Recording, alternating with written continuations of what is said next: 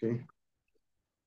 So, Bismillah, Alhamdulillah, Rabbil Alamin, wassalatu wassalamu ala Rasulillahi wa ala alihi wa sahbihi ajma'in. Amma ba'du, fassalamu alaikum wa rahmatullahi wa barakatuh. Naririnig niyo ba ako? Opo. Why is that? Na So, ang subject natin ngayon ay yun din yung subject natin kahapon na introduction natin. So, ang subject na yon ay hadith.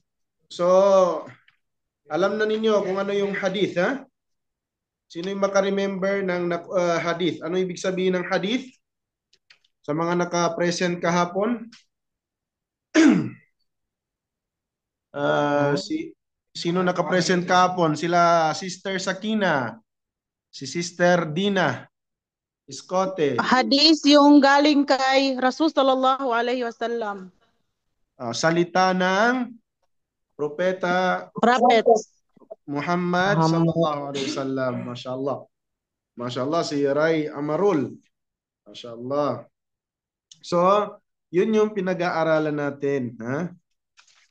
Ang mga salita ng Propeta Muhammad sallallahu alaihi wasallam. So, unang hadith na kukunin natin inshallah ay yung nabanggit natin din kahapon na ang hadith ni Umar radiyallahu anhu. Nagmula kay Umar radiyallahu anhu. Si Umar, naririnig niyo ba ako? Sabi ni Ras Kisilungan, nawala daw boses ko. Nawala ba? Naririnig ba? Naririnig man. Putol-putol, Ustad. Putol-putol. Putol-putol. Baka sa internet ba? Pero okay naman dito sa akin. Sa internet siguro. So, pero naka-record ako inshallah. Baka naka Sister Ras Silungan, baka yung kan mo, hindi naka-open yung mic mo, hindi mo marinig. Kailangan ma-open yung mic. Okay? So, ang hadith na kukunin natin, pinangalanan na hadith na hadithu Umar. Ibig sabihin, nagmula kay Umar Ibn al-Khattab radiyallahu anhu. Si Umar ibn al-Khattab, sino nakakilala sa kanya? Si Umar ibn al-Khattab. Amirul Mu'minin, Umar ibn al-Khattab. Siya ay naging Amirul Mu'minin. Pagkatapos nung namatay ang Prophet Muhammad sallallahu alaihi wasallam, ang sumunod Naging sa khalifa. kanya Naging khalifa na siya. Ang sumunod sa kanya na unang khalifa ay si Abu Bakar As-Siddiq.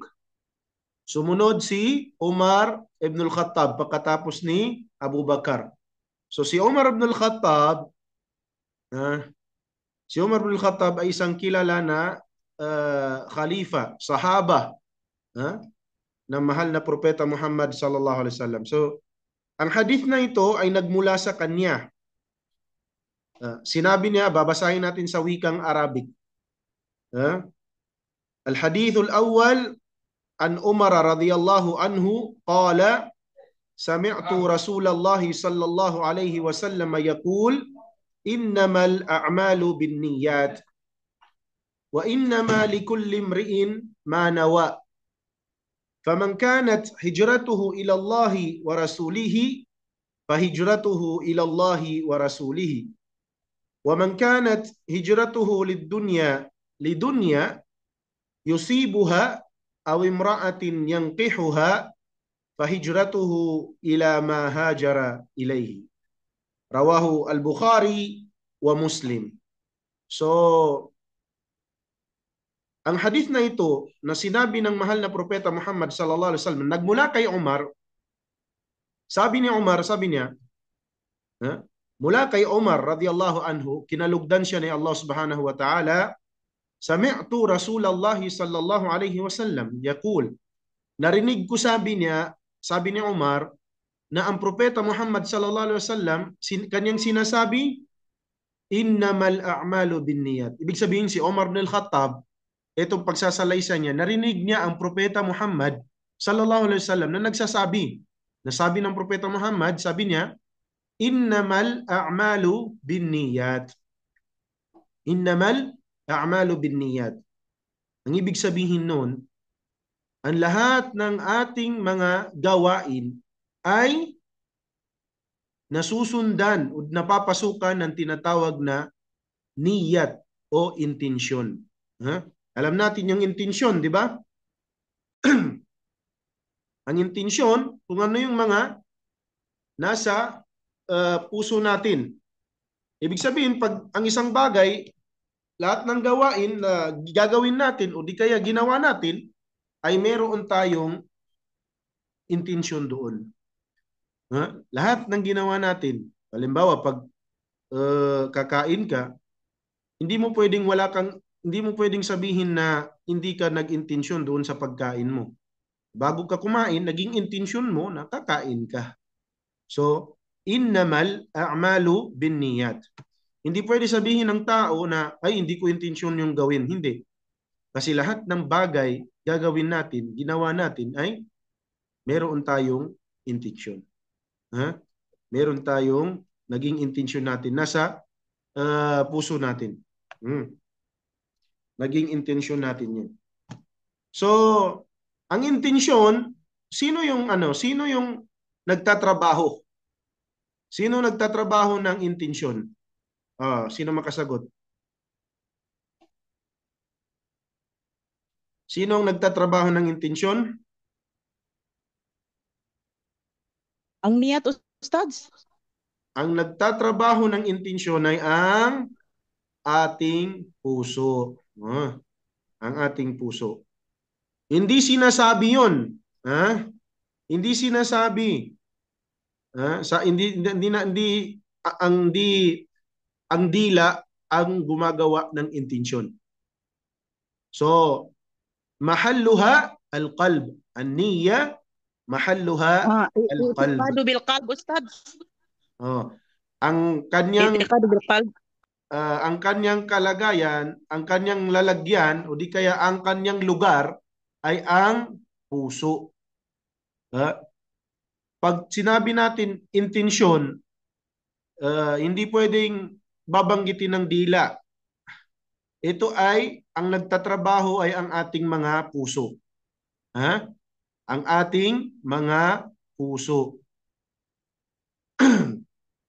So, yan ang lugar ng niyya. Dito sa puso natin. Yun ang trabaho ng puso ay ang intensyon. Hindi pwede sabihin mo na, yung intensyon ko, sinabi ko na. Hindi pwede. Kasi maaring pwedeng magkaiba kung ano yung sinasabi mo or yung nasa puso mo. Pwedeng sabihin mo maganda, pero iba naman yung nasa puso mo. So, hindi tinitingnan ni Allah kung ano yung sinasabi mo. Ang tinitingnan niya kung ano yung nasa loobin mo. Yung intention mo. An-niyya mahalluha al-qalb. Ang niyya, ang kanyang lalagyan, ang gumagawa ay ang puso. Wala mahallalaha fil lisan. Wala siyang kalalagyan sa ating mga dila. Hindi pwede na sabihin na, nagniyat na ko, sinabi ko. Hindi pwede. Fi jami'il a'mal, sa lahat ng ating mga gawain. So, sabi ng ating mga ulama na kapag ang pagbibigkas ng niyya sa pagdarasal, sa pag-aayuno, sa pag-hajj, sa pag-wudu, ito ay bid'ah. Ito ay bid'ah. Wala sa turo ng Propeta Muhammad sallallahu alaihi wasallam. Hindi yun ang turo. Kasi merong mga, maalala ninyo, merong mga parukunan na kapag noon, na maalala ko pa yun, merong mga parukunan na sinulat ng naka-author mula sa Malaysia ata yun, Indonesia, na binabanggit nila bago magdasal, sasabihin nila, usalli, salat ad-duhri, arba'a raka'atin, babanggitin nila. Sabi niya, mag-usalli ka na, magniyat ka na. Tapos babanggitin nila. Di ba? Sino ba nakakaalala nun? Meron ba sa inyo? na usalli. Oo, Ustad. Oh, Naalala ko so, yun. oh, yun, yung tinatawag na parukunan. Yun, gawa ng mga kapatid natin ng mga Malaysia, mga Indonesia. So, Indonesia. yung usalli na yun, ayon sa ating mga scholars sa pananampalatayang Islam, na ayon sa sunna ng Propeta Muhammad at sa Quran, hindi na natin kailangan baggitin pa yung kung ano yung intensyon natin. Lalo yung tulad ng pag-uusalli. Kasi doon pa lang sa bahay mo, na mag-aabdas ka pa lang, mag-uudo ka pa lang, mag-aablusyon ka pa lang, alam mo na sa sarili mo na magdarasal ka ng anong darasalan mo. 'Di ba? Magdarasal ako ng, halimbawa, duhur. Alam mo na, puso mo na ang nagtatrabaho nito. 'Di ba? Yun yung niya, intensyon. Ang nagtatrabaho ay ang puso. Ha? Di mo na kailangan sabihin pa. Kasi bakit? Sabi natin mga ulama, mga scholar, bakit nila tinawag na bid'ah? Kasi sa pamamagitan noon, ang ilan sa kanila, sabi nila, iniinsulto mo yung kakayahan ng Allah subhanahu wa ta'ala. Di ba?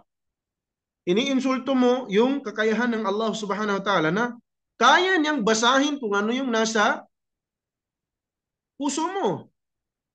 Correct? Kaya niyang alamin, alam niya kung ano yung nasa puso mo. Alam niya kung ano yung hindi mo pagagawin, alam niya. Alam yan ng Allah subhanahu wa ta'ala. So hindi mo na kailangan na sabihin pa sa kanya. So, pag-iinsulto yun sa Allah subhanahu wa ta'ala. At inatulan yun ng ating mga ulama na bid'ah.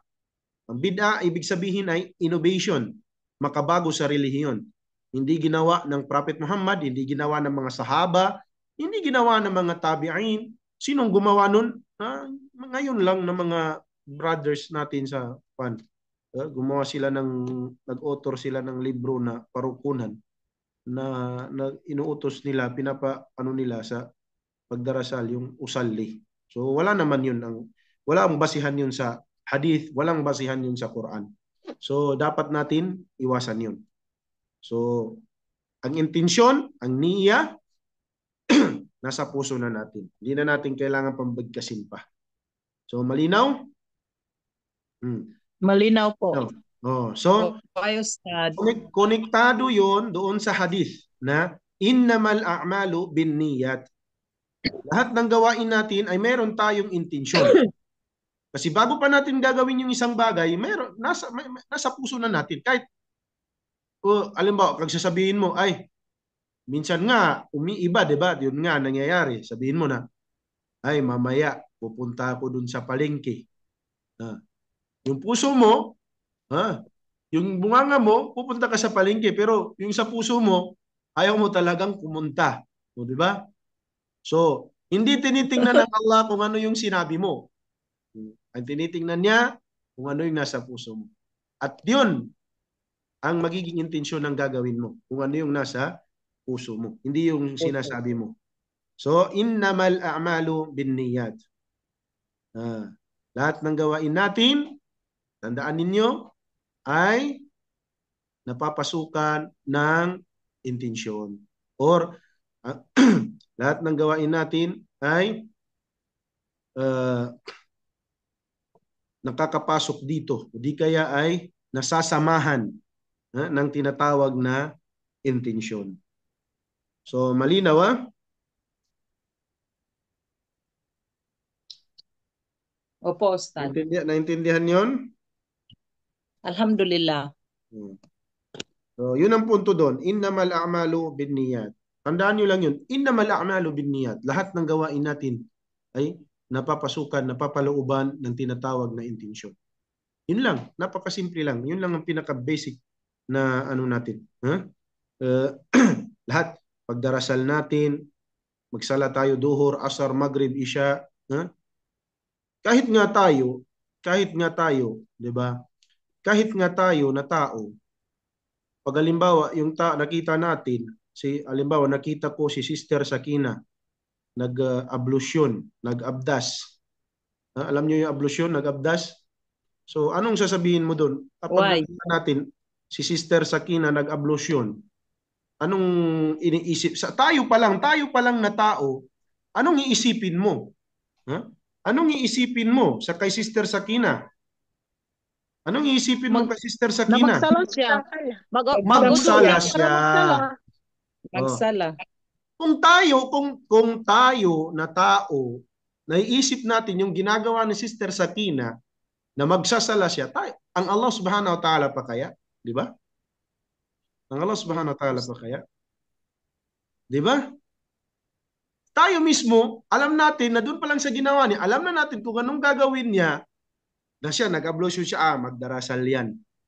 Kung tao nga, nalaman niya, ang Allah pa kaya hindi niya alam? Ha?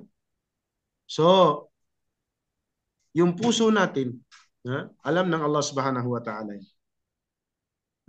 Alam ng Allah Subhanahu wa Ta'ala. So lahat ng bagay, lahat ng gagawin natin, lahat ng lahat ng mga ginawa natin, merong intensyon yun. Meron napapasukan ng tinatawag na niyya, intensyon. So, yun ang unang sentence ng hadith. Innamal a'malu binniyat. Pangalawa, wa innama likulli mri'in ma nawa. Wa innama likulli mri'in ma nawa. Anong ibig sabihin nun? Ang maibibigay rin sa taong nag-intensyon, o di kaya ang ibibigay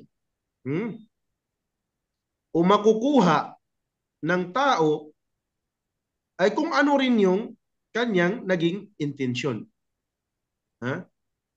Napakalinaw, di ba? Kung ano yung naging intensyon mo, yun din yung makukuha mo. Wa innama likulli mri'in ma nawa. Kung ang naging intensyon mo ay para sa Allah, makukuha mo ang gantimpala ng Allah Subhanahu wa Ta'ala. Kung ang intensyon mo ay para magpasikat lang, makukuha mo rin yung pagpupuri ng tao sa iyo. Pupurihin ka lang ng tao, pero wala ka ng gantimpala sa Allah Subhanahu wa Ta'ala dahil ginawa mo yung isang bagay para sumikat ka lang, para makilala ka lang, para sabihan na mabait ka, or para pansariling interes, o di kaya para sa dunya. So kung ano yung naging intensyon mo, wa innama likulli mri'in ma nawa. Kung ano yung naging intensyon mo, yun lang din ang makukuha mo. So, pag nag-intensyon tayo sa isang gawain, ibada, pagsamba sa Allah Subhanahu wa Ta'ala, ito, magdarasal ako para sa Allah. So, bibigay sa iyo ng Allah ang gantimpala, reward, doon sa naging intensyon mo. Pero pag nagsala ka, dahil pakitang tao lang, dahil nandyan si Ustad, magsala ako kasi nandyan si Ustad, baka makita niya na hindi ako nagdarasal. Ang makuha mo lang din sa akin ay mashallah, si Juan nagdasal, mashallah. So, yun lang makuha mo. Wala ka nang makuha dun sa Allah kasi hindi ka man nagdasal para sa Allah. Di ba? Yung intention mo hindi para sa Allah. Para lang para sa ano mo lang, ma-praise ka lang ng tao. So, ingatan natin yun. Ingatan natin yun. Kasi ang niyya, ang intensyon, tandaan ninyo dalawang uri ang niyya, ang intensyon. Dalawa ang uri ng intensyon. Marahil inshallah itatanong ko ito sa inyo pag halimbawa magkaroon tayo ng mga quiz o di kaya exam, ilang uri ang intensyon. Ang intensyon, ang niyya, niyya sa Arabic, intensyon sa Tagalog. Sa English, intention, 'di ba? Ganon din 'yun So, sa Maguindanao, niyat o di kaya kahanda. So, dalawa ang uri nito. Ang unang uri nito ay ang intensyon sa paggawa mo ng isang gawain. Intensyon mo na pag ginawa mo isang bagay, yun yung intensyon mo. Meron kang intensyon doon. Yun yung unang uri. Unang uri, halimbawa magdasal ka, naging intensyon mo na magdasal ka, yun yung unang uri na pagdarasal. Intensyon. Naging intensyon mo na magdasal ka. Ang pangalawang uri ay ang niya na kung kanino mo gagawin yung intention, ibadah. Ha? Yun sa wikang Arabic na niyatul amal. Yun yung unang-una. Niyatul amal. Niya sa paggawa ng isang bagay, isang gawain. At pangalawa, niyatu lima'mulin lahu. Ang niya kung kanino mo gagawin yung gawain na yun. Tulad halimbawa, hindi lahat ng nagdasal, halimbawa, nagniyat ka na, nagdasal ka na, nagdasal ka na, magniniyat ka, magdadasal ka, andun na yung niyat mo, magdadasal ka. Ang tanong, yung pangalawang niya, kanino mo gagawin yung pagdarasal? Yun yung pangalawang niya. Yun yung lima'mulin lahu. Kanino mo gagawin yung pagdarasal? Kasi hindi lahat ng nagdarasal ay ikhlas. At tinawag din nila itong pangalawang niya na niyatu al-ikhlas. Niya al-ikhlas. Ang unang-una, niyatul amal. Pangalawa, niyatu al-ikhlas.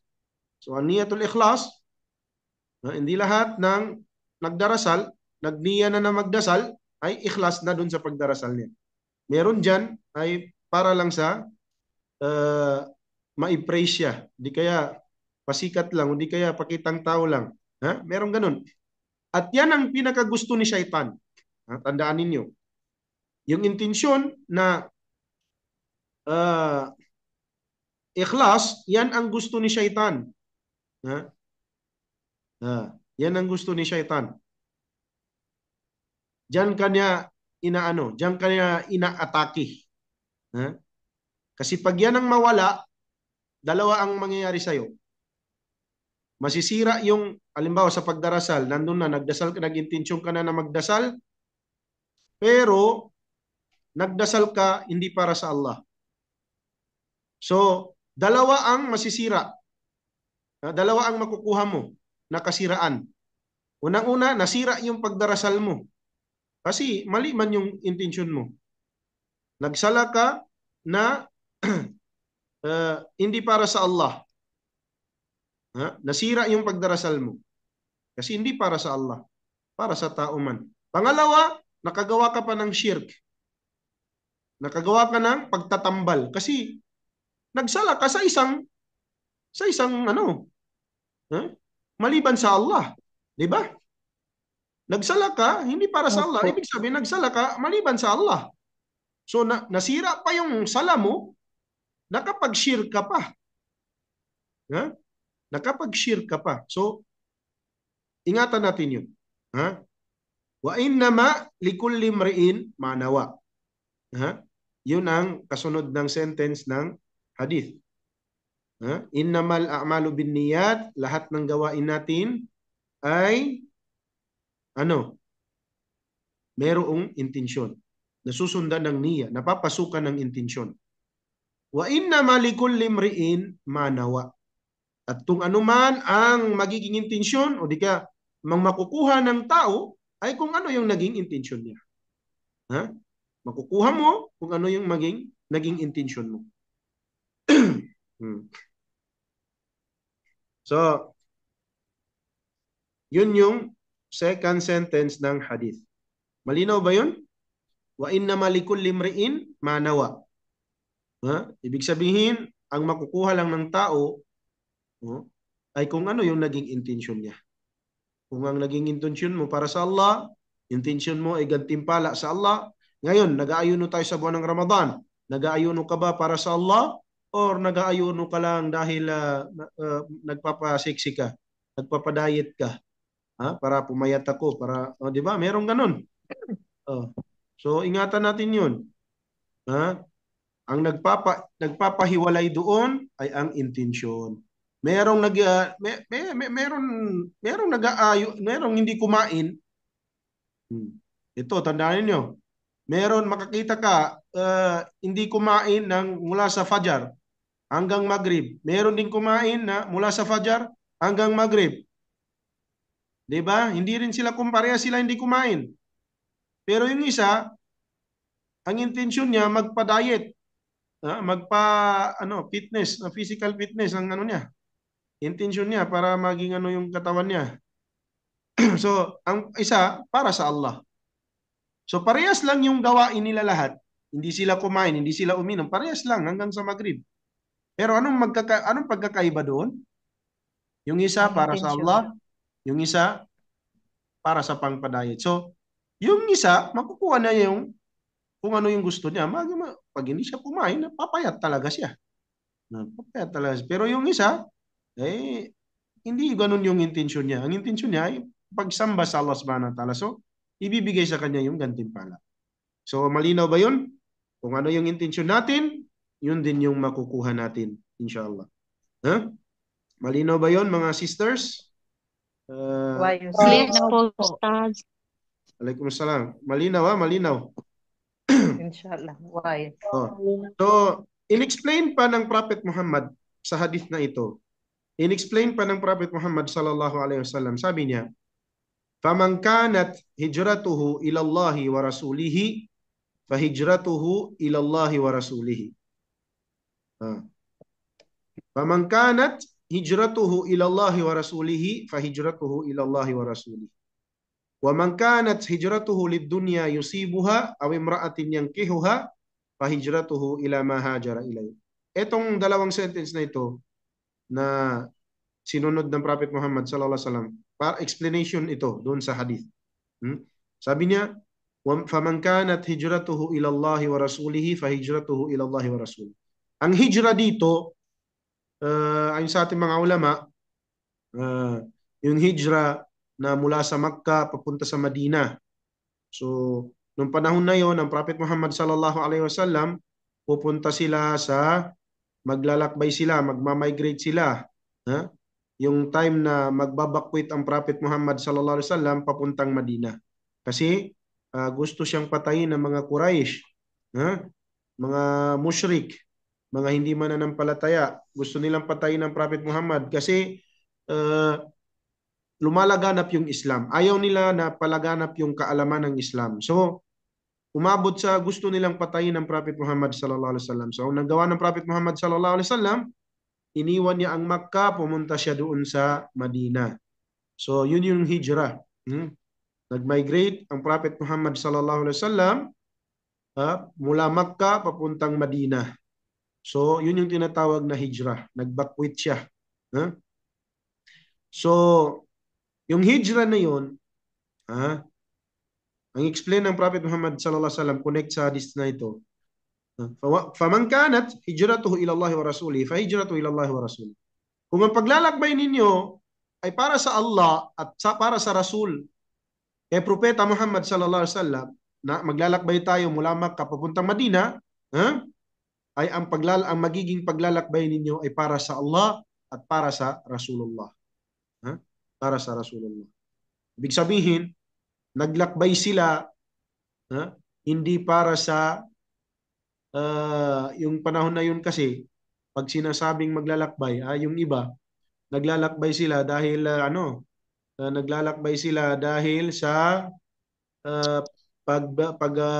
negosyo. Negosyo. Yung sa atin pa na pambulanti sa Maguindanao. Pambulanti siyan, meto ba? Pamantiali.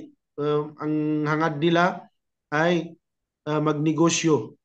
Naglalakbay sila para magtinda, magbenta, or gagawa ng business. So, sinabi ng Prophet Muhammad sallallahu alaihi wasallam, "Faman kanat hijratuhu ila Allah wa rasulihi, fahijratuhu ila Allah wa rasulihi." Kung ang paglalakbay ninyo ay para sa Allah at para sa Rasul, makakamit ninyo ang tunay na ang inyong paglalakbay ay para sa Allah at para sa Rasulullah. Ibig sabihin, gagantimpalaan sila doon. Kasi naglakbay sila para sa Allah at para sa Rasulullah. At in-explain pa niya, sabi niya, karagdagan, "Wa man kanat hijratuhu lid-dunya." Andito na. Kung sino naman ang kanyang paglalakbay mula sa Makkah papuntang Madina ay para lang sa dunya, ano na yung dunya doon?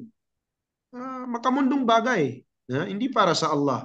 Hindi para sa kay Propeta Muhammad sallallahu alaihi wasallam. Kung hindi para sa dunya, tulad nung nabanggit natin, para lang magnegosyo doon, para magkaroon ng mga koneksyon. At ano pa? Aw imra'atin yankihuha, o di kaya dahil sa babae Ha? Meron doon na ayon sa kasaysayan, merong isang uh, lalaki na kung saan yun ang ipinaano sa kanya. Gusto niyang asawain yung isang babae. Ha? So, ang naging kondisyon ng para maasawa niya yung babae na yun ay maglakbay siya. Magpunta siya sa Madina. So, hindi na para sa Allah yung paglalakbay niya. Hindi na para kay Prophet Muhammad sallallahu alaihi wasallam yung paglalakbay niya, kundi para na sa babae. Kasi gusto niyang pagkasalan yung babae, puntahan niya. 'Di ba? Magpan siya. Maghijra siya. So, aw imra'atin yang kihuha, gusto niyang pasawahin yun, kaya siya dahilan ng kanyang paghijra. So, iyon ang mga ilan sa mga dahilan na kung saan dahil sa dunya ang paghijra nila, paglakbay nila, at dahil sa babae, dahil sa makamundong bagay. So, wala silang makukuha na gantimpala sa Allah, wala silang makukuha na reward sa Allah subhanahu wa ta'ala dahil hindi nila ginawa ang paghijra nila para sa Allah at para kay Propeta Muhammad sallallahu alaihi wasallam. Sabi nga, fahijratuhu ila ma hajara ilay. Fahijratuhu ila ma hajara ilay. So, ang kanilang paglalakbay ay sa kung ano yung dahilan ng kanilang paglalakbay. Kumbaga, naglakbay sila para sa babae, sa makamundong bagay. Yun lang yung kanilang lalakbayin. Yun lang yung makukuha nila sa kanilang paglalakbay. So, sana naging malinaw itong hadith na ito.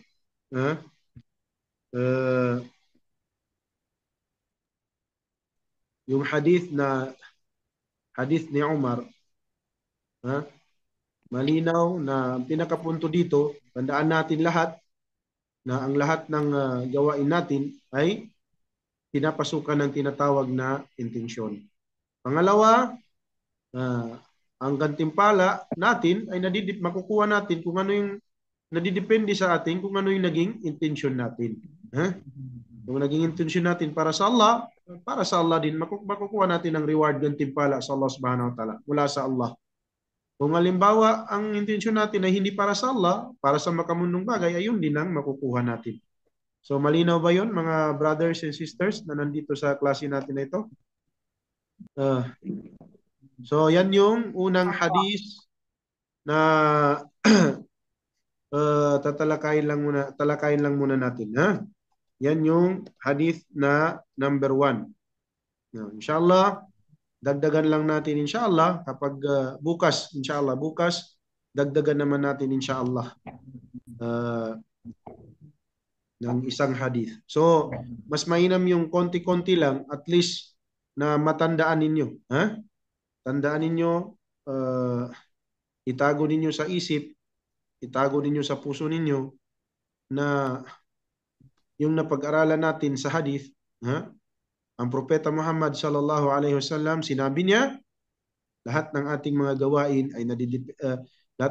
gawain ay nasusundan ng mayroong tinatawag na intensyon. So malinaw 'yan. Malinaw. At kung ano man yung gantimpala na makukuha natin, ay nadidepende sa kung ano yung naging intensyon natin. Makukuha natin, gantimpala mo nito, ibig sabihin, ang hangad natin ay gantimpala sa Allah dahil yun sa naging intensyon natin. Kung halimbawa, makamundo lang, pwede natin halimbawa, intensyon lang natin, hindi gantimpala. Gusto natin, business lang. Pwedeng mag-success yung business ninyo. Yun lang din ang makukuha mo. Mag-success lang yung business mo, pero wala kang gantimpala sa Allah. So, ganun. Makukuha lang natin kung ano, ang nagantimpala ay kung ano yung naging intensyon natin. So, inshallah, hilingin natin sa Allah, sana ay magkuhanan natin ng kahit konti, maging baon natin itong hadith na ito. Huwag nating kalimutan. Itago natin sa ating mga isipan, sa ating mga puso. At kung meron kaya ninyo i-share ito, i-share ninyo. Kasi kami ay sinisikap lang din namin na makapag-share ng kaalaman patungkol sa pananampalatayang Islam. Hilingin natin sa Allah na mag-ikhlas tayo. intensyon natin dito ay para matuto tayo. Makapag-share tayo ng kaalaman, matuto kayo, at kami naman ay para hindi kami tanungin doon sa kabilang buhay. Kasi ito ay itatanong sa atin. Lahat ng binigay ng Allah subhanahu wa ta'ala sa atin ay itatanong doon sa kabilang buhay. Kahit yung piso na kinita natin, itatanong yan ni Allah subhanahu wa ta'ala sa kabilang buhay. Sabi ng Allah subhanahu wa ta'ala sa banal na Quran, baka sino naka-memorize nito? Sabi ng Allah, la tus'alunna yawma idhin 'anin na'im. Thumma la tus'alunna yawma idhin 'anin na'im. Darating ang araw doon sa kabilang buhay, lahat itatanong ng Allah subhanahu wa ta'ala. Lahat. Mga biyaya ni Allah, itatanong yan lahat ni Allah subhanahu wa ta'ala. So, hanggang dito na lang. Syukran sa inyong lahat. Mashallah, ang naging present ngayon si Bay Ras Silungan, Bay Bon Malang, Dina Iskote, si Sister Farah, si Mianor, si Munit Makatubak, si Bay Rayhan, Bay Ray Amarol, si Bay Sakina, si Dato Zuarto, si Sister Sina, Finda. So, syukran sa inyong lahat. Jazakumullahu khaira. Subhanakallah wa bihamdik. Wa nashhadu an la ilaha illa anta wa nastaghfiruka wa natubu ilaik. So, meron bang mga katanungan bago ko magpaalam sa inyo? Meron bang mga tanong? Wala na. Shukran Ustaz. Jazakallahu khairan fid dunya wal akhirah. Naintindihan ba ninyo yung lecture natin? Inshallah Ustaz. Alhamdulillah. Hindi naman maintindihan, Ustaz. Pwede naman mag-review sa YouTube, di ba? Naka-upload naman to. Kasi minsan mahina yung net. Okay. Pwede, inshallah. Pwede. Okay. I-upload Content naman natin sa ni YouTube. Ustad sa GC, di ba? Oh. Let kasi ako eh. Ustaz, yung subject natin, pwede i-send ko sa GC. Oh, pwede. Mas maganda kasi pag may makikita ka or nakikita mo yung subject natin. Oh, pwede. Na-send ko mga sister, doon nakita nyo sa GC. Okay, sige. Salamat po. Okay. Sige, Arabic lang po Sokra. yun lahat. So, syukran sa inyong lahat. Ramadan Mubarak sa ating lahat. Naway tanggapin ni Allah ang lahat ng ating mga ibadah, mga pagsamba. Allahumma amin. So, assalamualaikum warahmatullahi wabarakatuh. Waalaikumsalam warahmatullahi ta'ala wabarakatuh. So, mag-out na ko. Afwan. Syukran Ustaz, syukran. Afwan.